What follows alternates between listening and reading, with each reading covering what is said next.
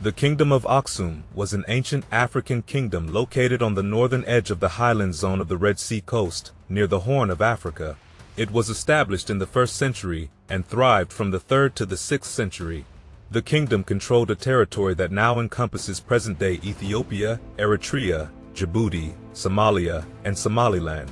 Axum prospered through agriculture, cattle herding, and its control over trade routes, which facilitated the exchange of gold and ivory for foreign luxury goods. The kingdom achieved several milestones, including being the first sub-Saharan African state to mint its own coinage and officially adopting Christianity around 350 CE. Additionally, Axum developed its own script, G-Az, which is still used in Ethiopia today. Despite its achievements, Axum began to decline in the 7th century due to increased competition from Muslim Arab traders and the rise of rival local peoples. However, remnants of the kingdom continued to exist in a smaller form to the south. Eventually, these remnants would contribute to the formation of the great Kingdom of Abyssinia in the 13th century. The name Axum may derive from a combination of two words in local languages, referring to water and an official position. The region had been inhabited by agrarian communities since ancient times, but Axum's prosperity began in the 1st century, fueled by its rich agricultural lands and control of trade networks. Through a series of consolidations under a single king, Axum transformed from a confederation of chiefdoms into a powerful kingdom that dominated the Ethiopian highlands for 6 centuries. Around 350 CE, the Kingdom of Axum began to assert its dominance in the region. With control over territories in southern Arabia, Yemen, Somalia, and smaller tribes in the southwest, Axum imposed tribute requirements on subjugated tribes. This led Axumite rulers to adopt the grand title of Nigisa Negist, meaning King of Kings. In the mid-4th century, Axum faced a threat from Nubia in modern-day Sudan, possibly due to a dispute over the ivory trade. King Izana I responded by sacking the Nubian capital of Meroe, leading to the collapse of Nubia into smaller states and clearing the way for Axum's dominance in the region. Another period of expansion occurred during the reign of King Caleb I in the early 6th century. Axum controlled a territory of about 300 kilometers in length and 160 kilometers across, focusing on trade rather than geographical size. Seeking to control trade routes in the Red Sea, Axum expanded its influence into Yemen, where King Yusuf Asar Yather had been persecuting Christians. In response, King Caleb I, ruling over a Christian state himself, launched an invasion of Yemen around 525 CE. This invasion, possibly supported by the Byzantine Empire, resulted in Axum's victory and the establishment of a viceroy in Yemen. Axum's control over Yemen lasted until the arrival of the Sassanids in 570 CE. The ancient city of Axum served as both the capital of a prosperous trading empire and a ceremonial center. Known for its stone monuments, Axum boasted impressive stelae, some resembling Egyptian obelisks but with unique architectural features. These stelae, used as tomb markers, reached heights of up to 24 meters, with one colossal example measuring 33 meters in length and weighing 520 tons, making it the largest monolith ever transported in antiquity. Constructed from granite quarried 4.8 kilometers away, the stelae were likely transported using log rollers. Many stelae featured carved inscriptions and stone thrones nearby. Axum also had other stone structures, including palace-like buildings with towers, royal tombs, water cisterns, and residential buildings for the elite. Most structures were built on stepped granite bases with monumental staircases, while stone lion head gargoyles provided roof drainage. The use of clay between stone layers and wood for structural support showcased Axumite architectural techniques. Axum's art and architecture displayed influences from South Arabian cultures across the Red Sea. Craft workshops and churches were also prominent features of the capital. Trade was vital to Axum's economy, with gold and ivory being major exports. These commodities were sourced from southern territories and Africa's interior respectively.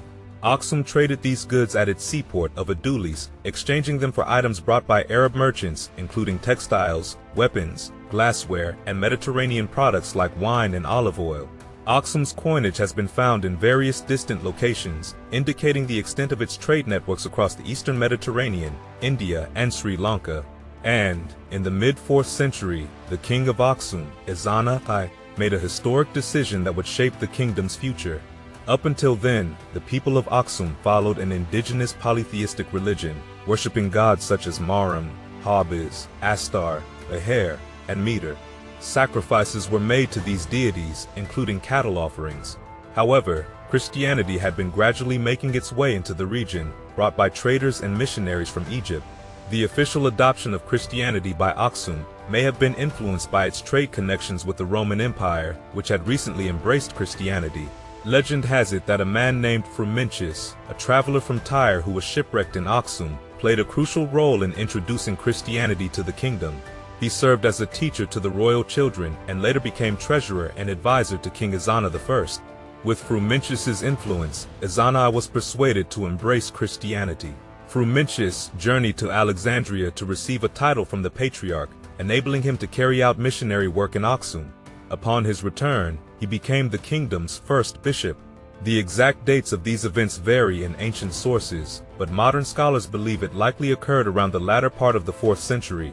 The form of Christianity adopted in Axum resembled that of Coptic Egypt, with the Patriarch of Alexandria retaining influence over the Ethiopian church. Churches were constructed, monasteries were founded, and the Bible was translated into local languages.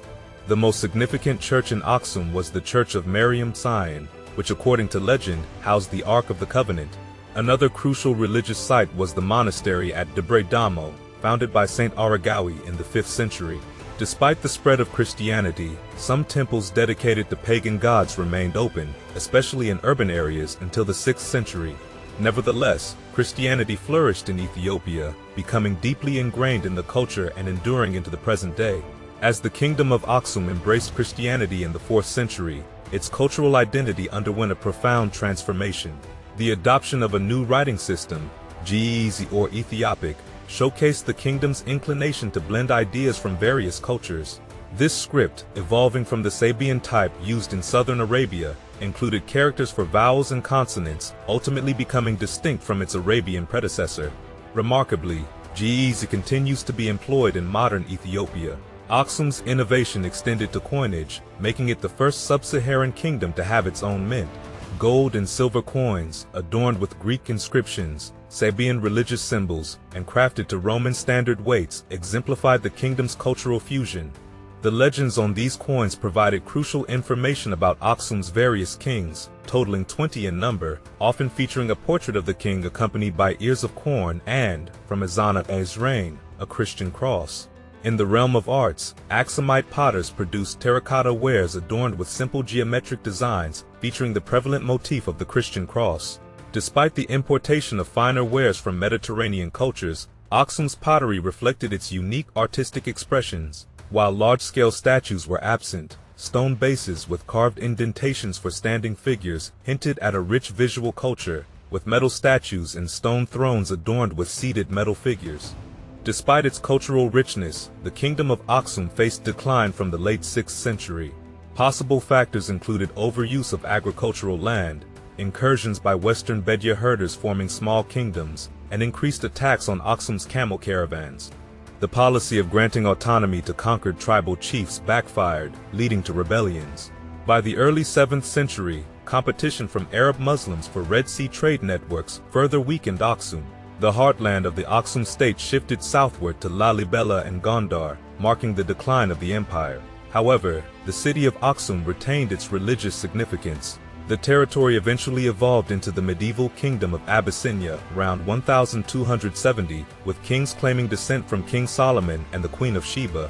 Though the old Axum Empire had ceased to exist by the late 8th century, its cultural legacy endured, leaving an indelible mark on the history of Ethiopia.